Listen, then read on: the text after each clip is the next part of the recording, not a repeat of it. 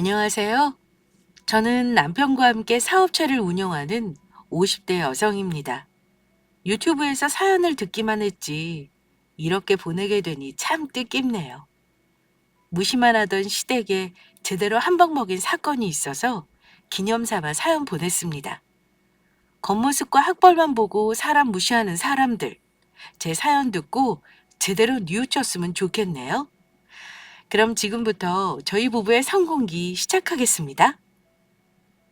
남편과 저는 같은 공장에서 근무하다 만났어요. 똑같은 고졸 출신에 바로 공장에서 일을 시작했기 때문에 비슷한 구석이 많아 끌리게 되었습니다. 일반적으로 우리를 공순이 공돌이라고 부르죠. 지금은 많이 순해졌지만 한때 공장에서 일한다고 하면 무시하는 경향이 없지 않았습니다. 제가 처음 시댁에 인사드리러 간 날이 생각나네요.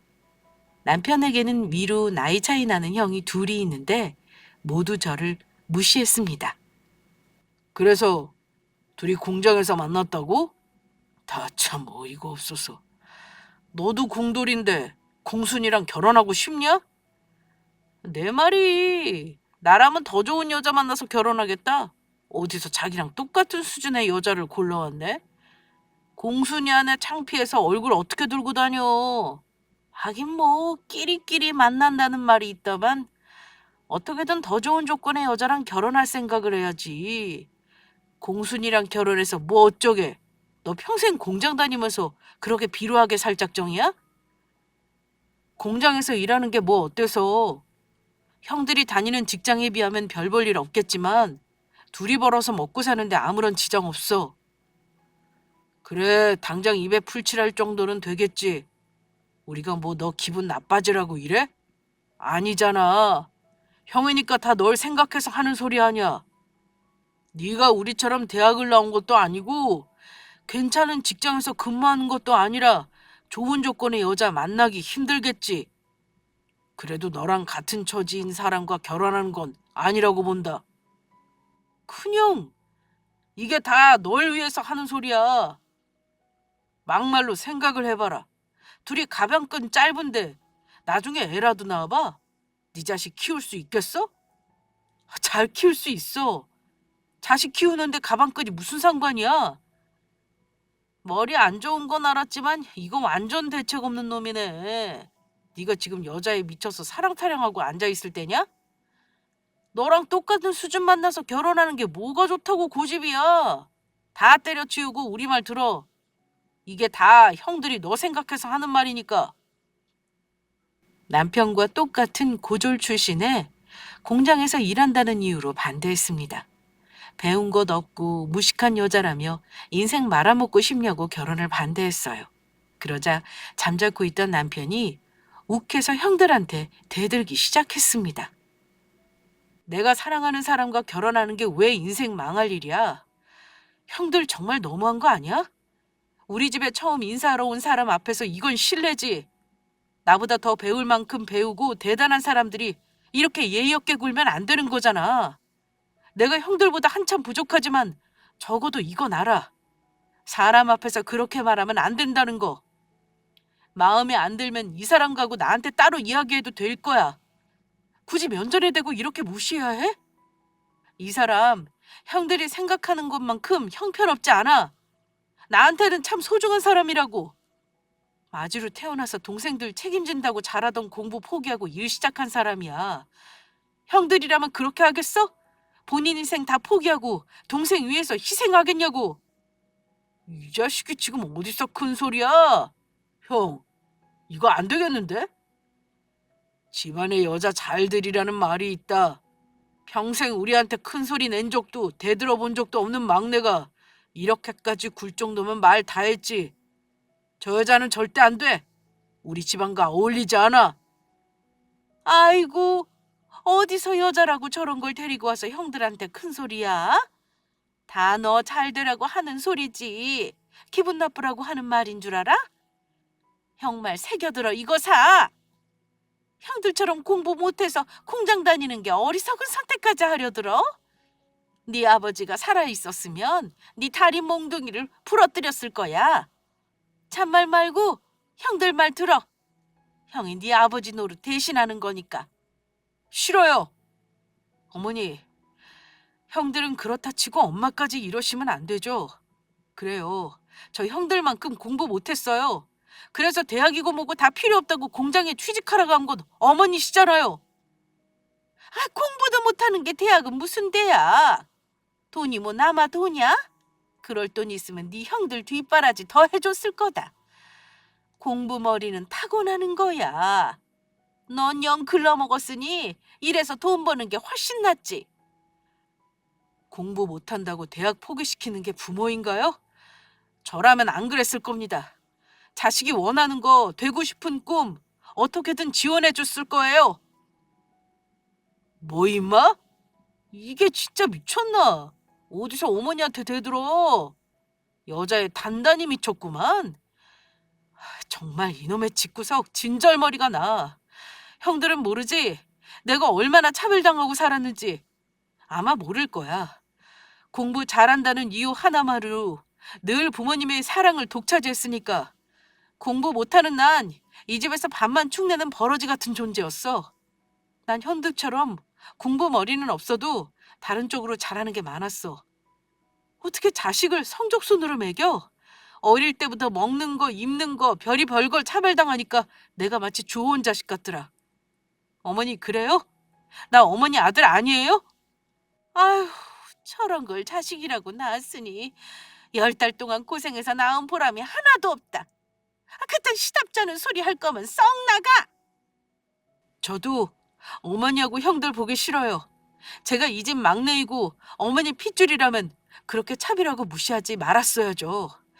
어린 나이에 든 피멍이 지금까지 그대로입니다. 그렇게 구박당하고 무시당해도 저 한 번도 어머니 말 거역한 적 없어요. 조금이라도 사랑받고 싶어서 어머니 말 잘 들었다고요. 그런데 지금 보니 다 부질없네요. 어머니, 형들 말 잘 듣고 살면 뭐 합니까? 아마 저는 평생 무시당하고 살 텐데 차라리 영 끊고 살겠습니다. 제가 뭐래도 어머니한테는 평생 못난 아들일 거로 형들한테는 창피한 동생일 텐데 그냥 없는 셈 치고 사세요. 그게 서로 속편하지 않겠습니까? 뭐, 이 자식아? 이게 듣자 하니까 못하는 소리가 없어. 울분이 섞여 토해내는 남편의 말에 잠자코 듣고 있던 큰형님이 벌떡 일어났습니다. 그리고 냅다 주먹으로 남편의 얼굴을 쳤어요. 저는 너무 놀라 입을 막았습니다. 아예 태어나지 않았더라면 더 좋았을 텐데. 이런 모습 보여드려서 정말 죄송해요. 그런데 어머니, 저 이제 어머니 아들 그만하고 싶습니다. 저도 이제는 사랑하는 사람과 행복하게 살고 싶어요. 이 집, 제게는 너무 숨막힙니다. 불효를 저지르는 한이 있어도 이제 그만 편하게 숨 쉬면서 살고 싶어요. 오늘부로 집 나가고 이 사람과 결혼하겠습니다. 부디 몸 건강하게 잘 지내세요. 지난 세월의 감정이 녹아내려서 그런지 남편은 눈물을 뚝뚝 흘리며 시모에게 큰 절을 올렸습니다. 그 모습을 보던 시모는 혀를 끌끌 차며 방 안으로 들어가 버렸고 두 형은 오만 욕을 하며 남편을 무시했어요. 그렇게 남편은 가족과 연을 끊었습니다. 그리고 이렇다 할 결혼식도 올리지 못하고 우리끼리 살 작은 신혼방을 구해서 함께 살기 시작했어요. 혼인신고하는 날 남편이 품에서 금반지를 꺼내 손에 끼워주며 말했습니다. 이렇게밖에 못해줘서 미안해. 남들처럼 결혼식도 못 올리고 우리 가족의 축하도 못 받았지만 평생 죽을 때까지 당신 사랑하면서 살 거야. 못난 내 곁에 있어줘서 고마워. 비록 가족들은 날 포기했지만 난 죽어도 당신 포기 안 해. 시작은 초라하지만 언젠가는 이 반지보다 더 두껍고 화려한 걸로 바꿔줄게. 여보, 가진 거 없어서 결혼 생활하는 내내 많이 힘들지도 몰라. 그래도 우리 사랑하는 마음 하나만 생각하자. 고생해도 같이 있으니까 난 보람되게 땀 흘린다 생각할 거야. 그래. 고생해도 당신이랑 함께라면 난 뭐든 좋아. 시련 속에서 더욱 단단해진 우린 서로 반지를 주고받으며 조촐한 결혼식을 대신했고 신혼집에서 함께 살며 행복한 나날을 보냈어요. 그리고 남편은 시댁 식구들에게 철저히 외면당했습니다. 그렇게 자연스레 연이 끊기게 되었고 우리 두 사람은 나름대로 굳건하게 살아나갔어요. 그리고 눈에 넣어도 안 아플 금쪽 같은 새끼들을 둘이나 낳았습니다. 그쯤 되니 가장의 무게에 책임감을 느낀 남편은 더욱더 몸을 사리지 않고 일했죠. 제 남편이라서 하는 말이 아니라 남편은 참 성실한 사람입니다. 직장에서 남편을 믿고 일 맡길 수 있을 만큼 평판이 좋았을 뿐더러 오죽하면 회사 사장까지 남편 칭찬이 자자했어요. 젊은 친구가 참 끈기 있어. 저렇게 성실하니 다들 칭찬이 자자하지. 에이, 돈 받고 일하는데 당연히 열심히 해야죠. 그래도 쉬엄쉬엄 좀 해, 이 사람아. 그러다 쓰러지겠어. 걱정 붙들어 매십시오. 먹여 살릴 아이들 생각하면 힘이 막 불끈불끈 솟아납니다. 어린 시절 갖은 구박과 차별에 날이 설만도 한데 모난 곳 없이 둥글둥글한 성격을 가진 남편. 성실하고 성격까지 좋으니 직장 동료들은 다들 남편을 좋아했어요. 직장에서도 그렇고 가정에서도 그렇고 늘 최선을 다하는 사람이었습니다. 늘 고된 일을 하면서도 지갑 속에 딸들의 사진을 보면 피로가 싹 씻겨 내려가는 것 같다고 말할 정도였죠. 아마 우리 남편이 그 유명한 딸버버가 아니었나 싶네요. 비록 여유로운 형편은 아니지만 그래도 우리 네 가족 나름대로 열심히 살아갔습니다. 그렇게 소소한 행복이 계속해서 이어질 줄만 알았는데 어느 날 우리 가족에게 시련이 찾아오게 되었죠. 여보, 하은이가 아프다니 그게 무슨 소리야?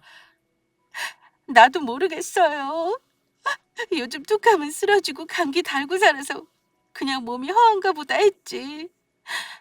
무시무시한 병을 앓고 있는 줄은 꿈에도 몰랐어요. 여보, 우리 어떻게 해요?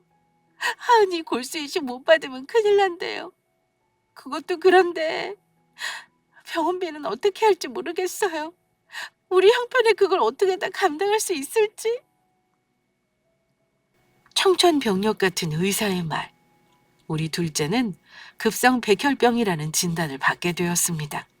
저는 스스로 난 엄마도 아니라고 자식이 아픈 것도 모르고 먹고 사는 것만 생각한 바보 같은 엄마라 한심하게 여겼습니다.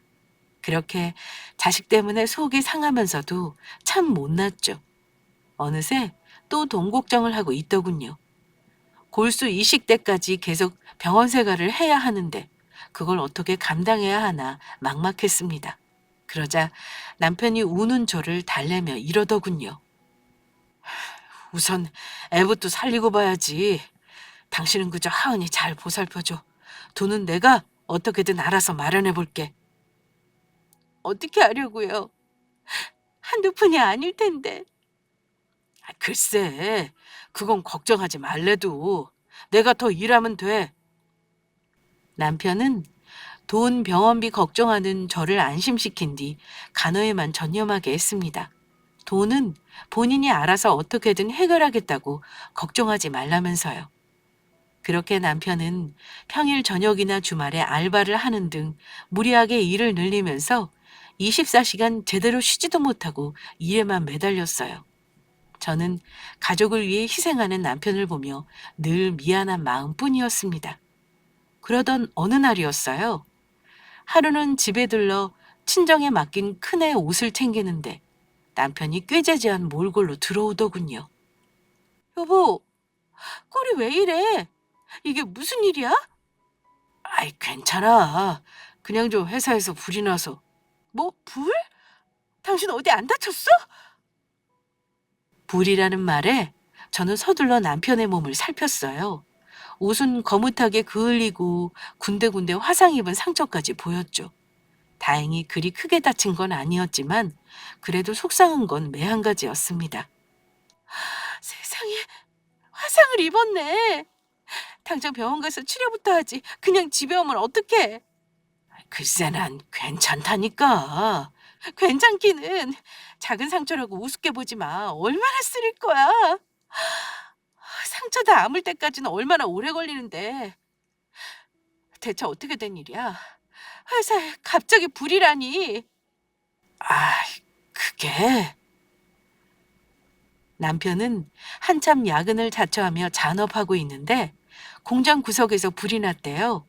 빠른 속도로 번지더니 순식간에 걷잡을 수 없이 크게 일어났다고 합니다. 그래서 공장 사람들 다 대피하고 난리가 났었대요. 남편 역시 사람들을 따라 대피하려던 그 순간 문득 이런 생각이 들었답니다. 만약 불에 공장이 다 타버리면 졸지에 직장을 잃게 된다고요. 둘째 병원비 마련해야 하는데 덜컥 겁이 나더래요. 그래서 소방대원들이 올 때까지 본인이 어떻게든 불길을 잡아봐야겠다 싶어서 다시 공장 안쪽으로 몸을 돌렸다고 합니다.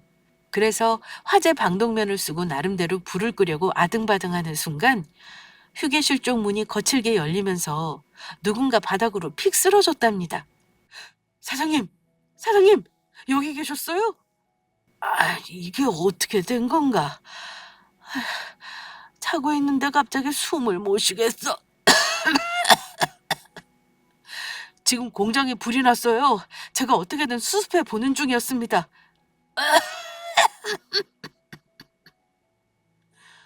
우선 저랑 밖으로 나가시죠. 일어나실 수 있겠어요? 못 일어나겠어. 숨을, 숨을 못 쉬겠어. 공장 사장님은 연기를 많이 들이마신 덕에 숨을 잘 못 쉬겠다며 의식을 차리지 못했습니다. 놀란 남편은 허겁지겁 본인이 쓰고 있던 방독면을 씌우고 본인은 대강 옷으로 코와 입을 가린 뒤 사장님을 둘러엎고 밖으로 나왔대요. 그리고 곧이어 소방차가 도착해 화재 진압을 시작했답니다. 다행히 불길은 금방 잡혀서 심각한 피해는 면했다고 하더군요. 저는 남편의 말을 듣고 경악하며 놀랐습니다. 미쳤어, 정말. 당신 무슨 소방대원이야? 아니잖아요. 그러다가 잘못되면 어쩌려고 그랬어요? 직장 이름은 다 끝이란 생각에 어떻게든 막아보고 싶었어. 적어도 더 번지기 전에 조금이라도 막아볼 수 있지 않을까 싶어서. 그래도 다음부터는 절대 그러지 말아요. 당신 몸부터 생각해야죠. 둘째 그러고 있는 와중에 당신까지 잘못되면 나 정말 못 살아요. 남편의 말을 듣고 어찌나 놀랐는지 만약 무슨 큰일이 났다고 하면 어땠을까 아찔하더군요. 남편은 놀란 저를 안심시키며 옷을 갈아입고 나갔습니다. 아니, 몸도 다쳤는데 어딜 가냐고 물으니 대리 뛰러 가야 한다고 하더군요. 화상 입은 곳들이 쓰라리고 아플 텐데 쉬지도 못하고 일하러 가는 남편의 뒷모습에 안쓰러워 눈물이 흘렀습니다. 둘째 병원비 마련하려고 쉬지도 못하는 남편이 너무 딱하더라고요. 왜 우리 가정에 이런 시련이 온 건지 하늘이 원망스러웠습니다. 그렇게 또 힘든 나날을 보내고 있는데 남편이 갑자기 병원으로 찾아와 저를 안고 엉엉 울기 시작했어요. 당신 울어요? 갑자기 왜 그래요? 무슨 일이 있어요? 남편은 울다가 웃다가를 반복하며 감격의 눈물을 흘리더니 낮에 있었던 일을 말해줬습니다. 공장에 불이 난 탓에 복구될 때까지 잠시 휴가를 쓰면서 다른 알바를 하는 와중에 급히 사장님한테 만나자는 연락이 왔대요. 사장님 퇴원하신 거예요? 몸은 좀 어떠세요? 자네 덕분에 오래 입원하지 않고 빨리 퇴원했어. 이제 괜찮아. 다행입니다. 그런데 갑자기 저는 왜 보자고 하신 거예요? 내가 그날 경황이 없어서 제대로 인사 못한 것 같아. 이제라도 고맙다고 말하고 싶어서 날 살려줘서 진심으로 고맙네. 아이, 별 말씀을요. 제가 사장님을 살리다뇨. 그냥 조금 도와드린 것밖에 없는데요, 뭐. 아니야. 내 목숨 자네가 이어준 거야. 사실 그날 몸이 안 좋았어. 한동안 일 때문에 무리를 해서 그런가 몸살이 왔더라고. 앞이 핑 돌면서 어지럽길래 조금 쉬지 싶어서 의자에 기대 앉았지. 그러다 그만 깜빡 잠이 든 거야. 그날 자네가 거기 없었다라면 난 아마 죽었을 테지. 정말 고맙네. 그런데 말이야. 나 뭐 하나만 물어봐도 되나? 네, 말씀하십시오. 자네는 왜 대피하다 말고 다시 돌아왔지? 다른 사람들은 다 대피하느라 정신 없었는데 자네는 그 위험한 불길로 왜 다시 들어온 건가? 그야 불이 더 번지면 안 되니까요. 저는 제 직장이 참 소중합니다. 여기 아니면 제가 어디 가서 돈을 벌겠어요? 둘째 병원비 마련하려면 돈이 벌어야 되거든요. 그래서 저도 모르게 헐레벌떡 뛰어들어간 거죠. 그렇구만. 소중한 직장이라. 역시 내 생각이 맞았어. 자네가 딱 적임자야. 네? 그게 무슨 자네 공장을 하나 맡아서 운영해 보는 건 어떻겠나? 제, 제가요? 난 나이 들어서 더는 무리야. 그렇다고 물려줄 자식이 있는 것도 아니고 마침 괜찮은 부지가 나와서 인수했는데 지금 공장에 새로 지은 공장까지 내가 다 맡기 무리일 것 같아서 이번 사고로 많은 걸 느꼈지. 고생해서 일하면 뭐하나? 죽으면 다 끝인데. 그래서 느긋하게 즐기며 살라고 전문 경영인한테 맡길까 싶다가도 문득 자네 생각이 났어. 직원들한테 듣자 하니 자네처럼 성실한 사람이 또 없더군. 아니 사장님, 저는 그저 일개 직원입니다. 그런 제가 어떻게 공장을 운영할 수 있겠습니까? 자네는 할 수 있어. 충분히 하고도 남을 걸세. 그 끈기와 성실함이라면 못할 게 없지. 자네 앞으로 공장 넘겨줄 테니 어디 한번 잘 키워보게. 내 목숨값 이렇게 퉁치자고. 예? 그 공장이 제 거라고요? 말했잖아. 어차피 물려줄 가족도 없다고. 아내랑 맨몸으로 일으켜 키운 거거든. 사회에 환원할까도 싶었는데 자네처럼 믿음직스러운 사람이 맡아준다면 얼마든지 넘겨줄 수 있어. 어떤가? 한번 해볼 텐가? 평범한 직원에서 갑자기 사장으로 신분 상승. 남편은 사장님이 한 말에 이게 꿈인지 생시인지 순간적으로 헷갈렸다고 합니다. 그만큼 너무 놀라서 어안이 다 벙벙했대요. 그래서? 당신 뭐라고 했어요? 한번 해보겠다고 했지. 그 공장 잘 키워서 보란 듯이 성공해 보이겠다고. 솔직히 내가 잘할 수 있을까 막막하기도 했는데 우리 가족 생각하니까 못할 게 뭐 있나 싶더라. 망설임이 싹 사라지더라고. 그래서 믿어주신 만큼 잘 해내 보이겠다고 했어. 망설임 없이 불길에 뛰어들었던 것처럼 내 한 몸 부서져라 열심히 해보겠다고 약속했어. 당신 나 믿지? 이런 기회 흔치 않잖아. 나 진짜 잘하고 싶어. 그래서 꼭 우리 가정 내가 일으킬게. 그 어떤 것도 포기 안 할 거야. 당신도 우리 애들도 그리고 내가 맡게 될 회사도. 남편의 눈빛은 빛나기 시작했습니다. 뭔가 부풀어 오르는 듯한 희망찬 눈빛이었죠. 그날 이후 우리 가족은 남편의 사업을 응원했고 남편은 공장을 키워내야 한다는 책임감과 더불어 둘째 수술비를 벌기 위해 전보다 더 일에 미친 듯이 매달렸어요. 그렇게 한 5년이 흘렀습니다. 그동안 우리 가족에게는 많은 변화가 일어났죠. 남편의 공장 사업은 날이 갈수록 정점을 찍었고 이제는 직원이 꽤 되는 공장 사장이 되었습니다. 둘째는 골수를 기증받아 건강을 회복하였죠. 우리는 전과 달리 삶이 여유로워졌고 다시 평화로운 삶을 찾았어요. 그렇게 남부러울 것 없이 잘 살고 있는데 끊겼던 시댁과 연락이 닿게 되었습니다. 바로 시모의 부고 소식이었죠. 너 뭐야? 네가 여길 어디라고 나타나? 당장 썩 안 꺼져? 냅둬. 막내 내가 불렀다. 형! 나도 너 못지않게 저놈 얼굴 꼴도 보기 싫어. 하지만 그래도 와야지. 다른 사람도 아니고 어머니가 돌아가셨는데. 형님, 어떻게 된 거예요?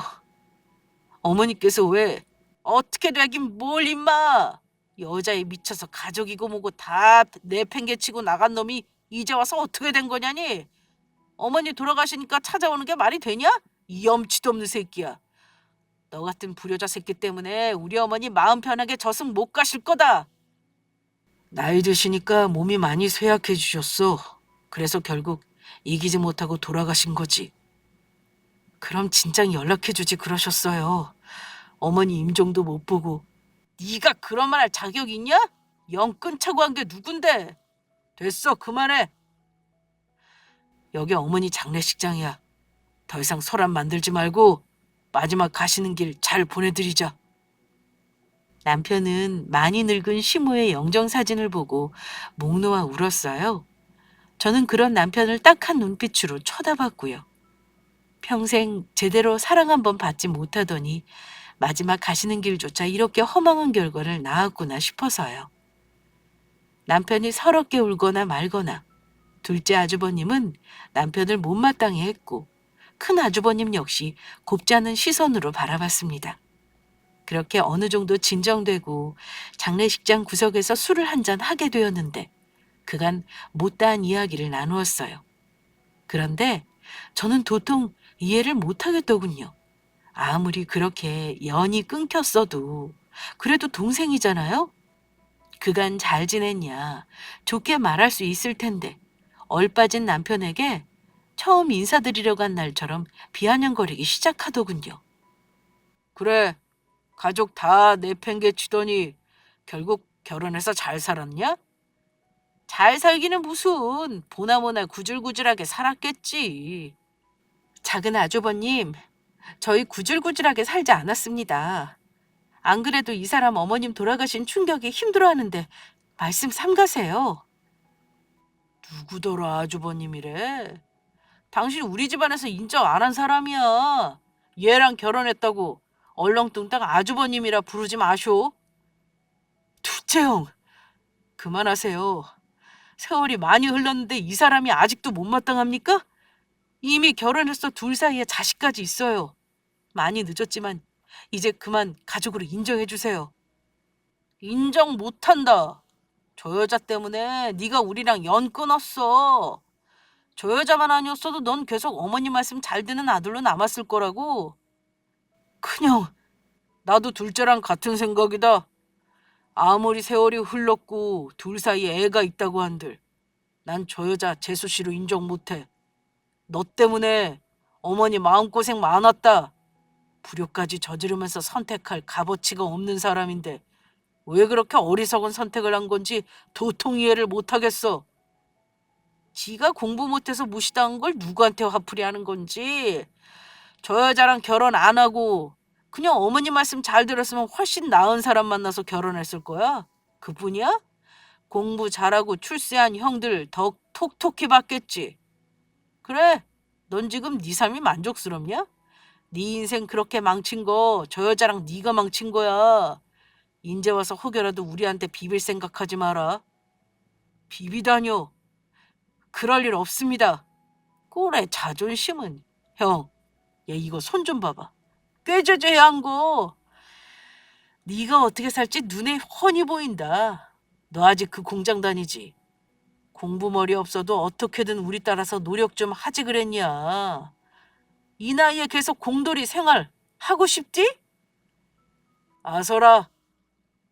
공부 머리 없는데 노력한다고 되겠어? 뱁새가 황새 쫓아가다 가랑이 찢어지는 법이지. 처음에는 시모가 돌아가셨으니까 겸사겸사 이렇게라도 끊긴 연을 이어가려고 연락한 줄 알았습니다. 그런데 남편한테 하는 꼬락서니를 보니 딱 알겠더군요. 이 둘은 오랜만에 만난 남편에게 분풀이를 하고 싶었던 거였습니다. 남편이 불효를 저지른 건 맞지만 솔직히 따지고 보면 시모도 남편을 버리다시피 한 거 아닌가요? 애달픈 자식이었으면 진작 연락했겠죠. 제가 자식 낳아보니 알겠더군요. 부모는 자식 앞에 내세울 자존심이란 게 하나도 없는 존재라는 것을요. 결코 자식을 이길 수는 없어요. 그걸 남편도 모르지 않을 테고요. 또다시 시작된 무시와 멸시. 이걸 어릴 때부터 겪은 남편이 참 대단하게 느껴졌습니다. 옆에서 듣고 있는 저조차 화가 나서 미쳐버릴 것만 같았어요. 그래서 저도 모르게 벌컥 소리를 치고 말았습니다. 정말 해도 해도 너무하시네요. 오랜만에 본 동생한테 그렇게 말씀하고 싶으세요? 뭐요? 당신이 뭔데 우리 가족 일에 끼어들어요? 그냥 가만히 있어요. 좋은 소리 안 나가니까. 가족이라고 생각 안 하잖아요. 남편을 가족으로 생각했으면 그렇게 말 못하죠. 오랜만에 만난 동생한테 잘 지냈냐, 그동안 어떻게 지냈냐, 먼저 물어봤을 거예요. 그런데 두 분은 그러기는커녕 이 사람을 탓하고 죄인 취급했잖아요. 뭐? 두 분? 지금 말 다 했습니까? 아니요. 아직 다 못했습니다. 먼저 절 외딴 사람 취급하셨잖아요. 그래서 저도 호칭 생략하겠습니다. 대체 이 사람이 뭘 그렇게 잘못한 거죠? 두 분처럼 공부 못하는 게 그렇게 잘못인가요?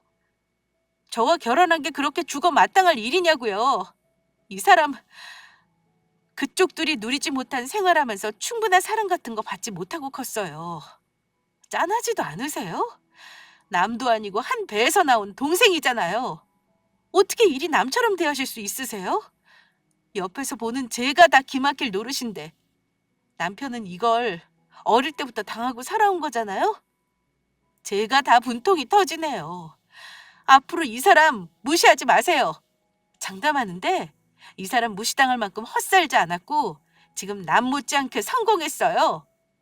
왜요? 뭐 공장에서 반장으로 승진이라도 했나 보지?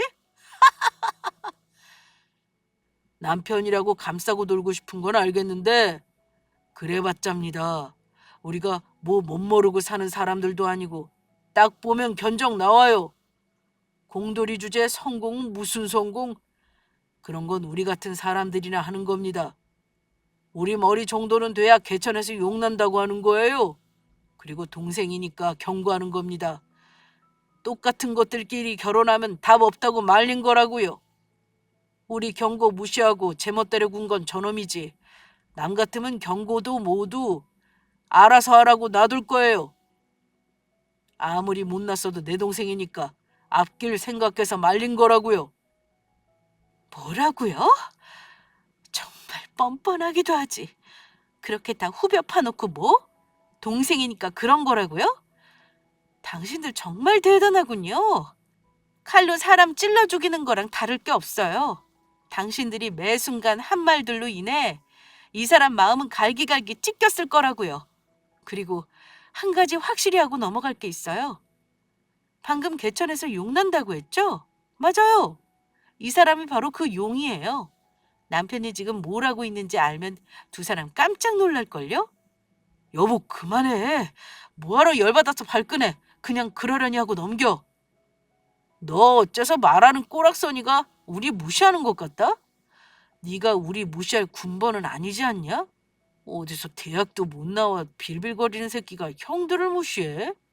부모 저버린 마당에 형들은 아무것도 아니다 뭐 이거야? 오랜만에 만났는데 이렇게까지 해야겠어요? 우리 어느 정도 나이 먹을 만큼 먹었잖아. 이쯤 되면 그만할 때도 된 거잖아. 어머니 장례식장에서 오랜만에 만난 형들과 얼굴 붉히고 싶지 않아요. 제발 그만들 하세요. 계속 이러면 어머니 마지막 가시는 길 편치 않아요. 임종 하나 못 지켰는데 마지막이라도 잘 보내드릴 수 있게 협조해 주세요. 협조 같은 소리 하네. 아주 효자 나셨다. 진작에 찾아뵙고 용서 빌지 그랬냐 이 새끼야. 난 죽어도 너 이해 못해. 나라면 죄송해서 여기 나타나지도 않았을 거야. 그만 좀 하시라고요. 이 사람 어엿하게 성공했어요. 그렇게 무시하던 공돌이지만 성실한 거 인정받아서 사장님한테 공장까지 물려받았다고요. 지금 많은 직원 거느리는 공장 대표예요. 이 사람 사업 매출이 얼마인지 아세요? 뭐? 공장?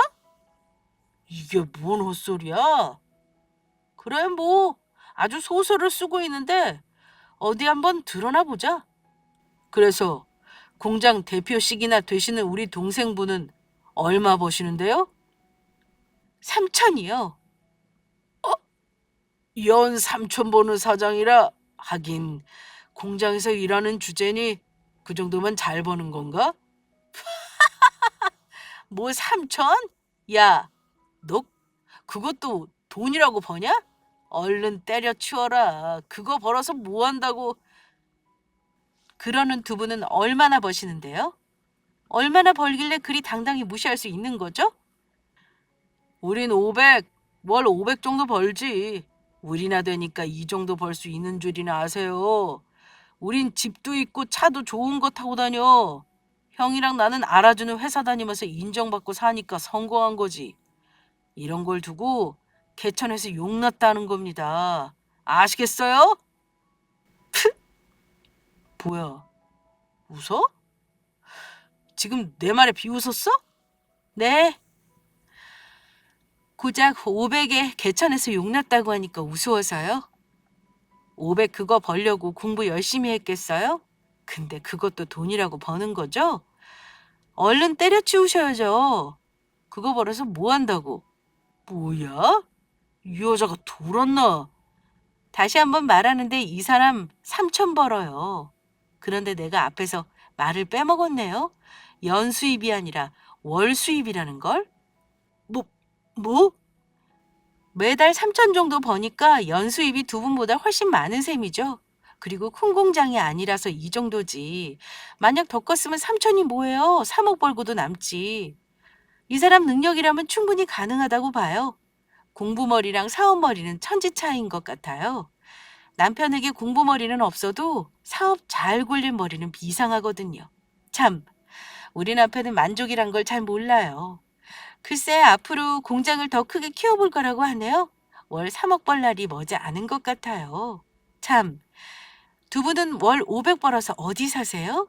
아까 집도 있고 차도 좋은 거 타신다고 했잖아요. 유치해서 말 안 하려고 했는데. 우리도 좋은 집에서 좋은 차 타고 다녀요. 지금 뭐라고 떠드는 거야? 뭐, 월 3천? 말도 안 돼. 니깟 놈이 무슨 재주로 그렇게 돈을 많이 벌어? 자존심 상한다고 말 함부로 지어내면 안 됩니다. 우리 만만하게 보지 마세요. 끝까지 안 믿으시네요. 좋아, 그럼 보여드릴게요. 저는 가방에서 벤츠 차 키와 아파트 형광키를 꺼냈습니다. 그리고 두 사람 앞에 나란히 펼쳐놨죠. 잘난 눈으로 한번 직접 보세요. 보시면 아실 거예요. 얼마나 우리가 잘 사는지. 큰 시숙은 못 믿겠다는 표정으로 제가 내민 키들을 살펴봤습니다. 특히 아파트 현관카드를 보더니 놀라서 눈이 동그랗게 커졌어요. 이게 정말 사실입니까? 이 아파트 진짜 여기서 사는 게 맞아요? 네, 맞아요. 저희는 자존심에 눈 멀어서 거짓말할 사람들 아닙니다. 진실만 말하면 말하죠. 눈 동그랗게 뜨고 커지면서 놀라는 거 보니까 아시나 보네요. 이 아파트가 얼마나 비싼 곳인지. 이런 고급진 차 몰면서 강남에 있는 비싼 아파트 정도에는 살아줘야 개천에서 난 용이라고 칭할 수 있겠죠. 이제 인정하세요. 우리 남편이 그쪽들보다 훨씬 나은 사람이라는 것을요. 형, 이게 다 무슨 일이야? 진짜 저놈이 우리보다 잘 먹고 잘 사는 거야? 대체 어떻게 그럴 수 있어? 대학도 못 나오고 공장에서 빌빌거리던 놈이 어떻게 우리보다 더 잘 살아? 왜? 난 평생 공장에서 빌빌거리만 살다 죽을 팔자인 줄 알았어요? 아내 말처럼? 나 진짜 이 악물고 열심히 살았어요. 그래서 이렇게 성공할 수 있었고요. 난 내가 형들보다 못한 사람이라 생각하며 살았는데 살아보니까 그게 아니더라고요. 못한 게 아니라 다른 거였어요. 나한테는 형들에게 없는 겸손과 성실함, 남을 존중하는 마음이 깊어서 성공할 수 있었던 것 같네요. 뭐? 어머니 조용히 보내게 해달라고 그렇게 부탁했는데 정말 하나도 변한 게 없네요. 더 이상 여기 있을 이유 없습니다. 발인 다 끝나면 어디에 모셨는지만 말씀해 주세요. 어머니는 나중에 따로 찾아뵙고 인사드릴 테니 여보, 일어나. 이만 가자. 남편은 자리에서 일어나 저를 쳐다봤습니다. 그래서 괘씸한 두 사람을 경멸에 찬 눈빛으로 쳐다봐주고 가방을 들어 일어섰죠. 그리고 그때 얼빠진 표정으로 앉아있던 큰 시숙이 남편을 향해 소리쳤어요. 우릴 무시한 건 너잖아. 이렇게 성공했으면 찾았어야지. 우리 앞에 나타나서 지난주에 사죄받았어야지, 이 자식아. 너 솔직히 말해라. 우리한테 조금이라도 돈 주기 싫어서 연락 안 하고 지낸 거지. 그렇지, 이 새끼야. 말 가려 하세요. 제가 어디 그럴 사람입니까? 형들인 줄 아냐고요. 그럼 왜 안 찾아왔어? 보란 듯이 성공했다고 찾아왔어야지. 너 그렇게 나가고 우리 집이 얼마나 기울었는 줄 알아? 어머니는 우리 학비 갚고 뒷바라지 한다고 허리가 다 휘셨어. 네가 곁에서 돈만 보태줬어도 어머니 그렇게 고생 안 하셨을 거라고. 그게 무슨 말이에요? 그럼 내가 평생 결혼도 하지 말고 어머니 곁에서 월급이나 갖다 바쳐야 한다? 뭐 그겁니까? 아무짝에도 쓸모없는 놈 돈 들여 키워놨으면 그렇게라도 갚아야지. 그게 사람 새끼지. 지금이라도 안 늦었어. 그동안 못다한 거 돈으로 갚아라. 너 돈 잘 버니까 우리한테 얼마 나눠줘도 아깝지 않잖아. 우리가 월 500씩 번다고 해도 빚이 또 빚을 낳고 무한 반복이더라. 집 대출금에 이자에 자식들 뒷바라지까지 500도 모자랄 지경이야. 젊은 것들은 치고 올라오지. 나이 들어서 회사 눈치나 보고 산다. 그러니 이제라도 동생 덕 좀 보고 살아야겠어. 이렇게라도 어머니한테 진빚 갚는다고 생각해라. 아마 살아계셨다면 돈으로 우리 도우라고 하셨을 거야. 태세전환을 뛰어넘은 뻔뻔함과 억지. 정말 역겹다 못해 사람이 저렇게 간사할 수 있나 싶었습니다. 남편은 더 이상 형들을 보는 눈빛에서 정이라고는 하나도 찾을 수 없었어요. 저와 같은 쓰레기를 보는 듯한 눈빛으로 쳐다보며 말했습니다. 개소리 작작해. 그간 하고 싶은 말 있어도 말 못하고 꾹 참은 건 네가 내 형이라서가 아니야. 아버지 마지막 유언 어기고 싶지 않아서 형 대우해줬던 거라고. 어머니 돌아가셨다고 찾아오는 게 아니었어. 진작 끊긴 형제지간인데 내가 뭘 바라고 온 건지 참 어리석다. 그렇게 무시할 때는 언제고 이제 와서 나더러 책임지래. 너희가 그러고도 형이냐? 나이 먹었으면 쪽팔린 게 뭔지는 알고 살아. 추잡하게 살지 말고 좀. 뭐 이 새끼야? 이게 좋은 말로 해서 안 되겠다. 형, 나 오늘 말리지 마. 저 새끼 죽이고 나도 엄마 따라가려니까. 둘째 시숙은 남편을 향해 돌진하려 했고 그 옆에 앉아있던 다른 친지분들이 장례식장에서 소란 그만 피우라며 말렸습니다. 남편은 그러거나 말거나 눈 하나 깜짝하지 않고 저와 함께 그곳을 빠져나왔어요. 진짜 사람 고쳐 쓰는 거 아니라더니 나이 먹어도 전혀 변함없는 둘. 오히려 사람 열받게 하는 기술이 더 는 것 같습니다. 아무튼 이제 그 인간과의 연은 완전히 끊겼어요. 남편은 그저 묵묵히 하던 일을 열심히 하며 우리 가족만 생각하고 살고 있습니다. 참, 그 둘은 간간히 저를 통해 연락을 취하고 있어요. 뒤늦게 상황을 판단했는지 그때는 실수했다며 지난 오해 풀고 잘 지내보고 싶다는 둥 입에 발린 소리만 늘어놓고 있네요. 하도 귀찮게 굴길래 연락처를 확 바꿔버렸어요. 다시는 상종하고 싶지 않네요. 그럼 지금까지 제 긴 사연 들어주셔서 감사합니다.